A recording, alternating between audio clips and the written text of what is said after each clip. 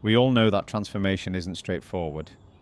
It's messy, unpredictable, and can feel like trying to assemble a plane mid-flight.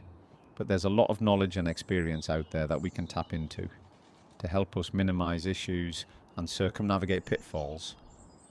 If you get a few key things right, knowledge management, communication, compliance, and making sure your team isn't stretched so thin they resemble a bad Wi-Fi signal, you can pull it off with confidence.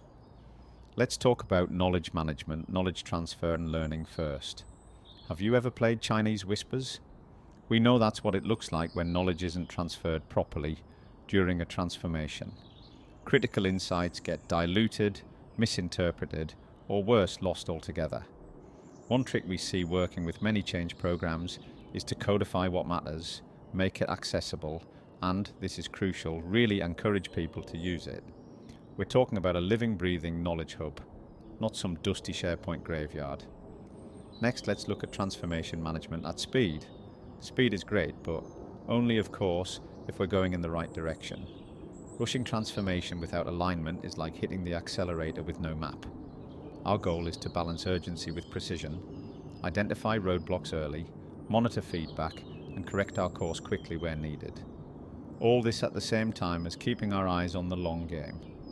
This means setting up regular check-ins, refining as we go, and making sure we're not just busy, but actually being effective.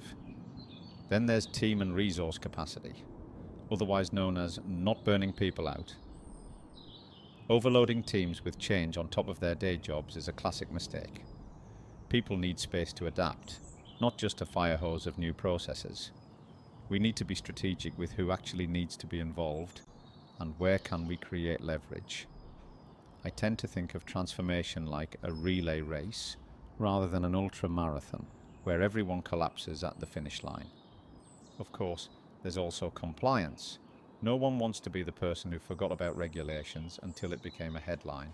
So we need to be embedding compliance into the process from day one, not as a blocker, but as a smart safeguard.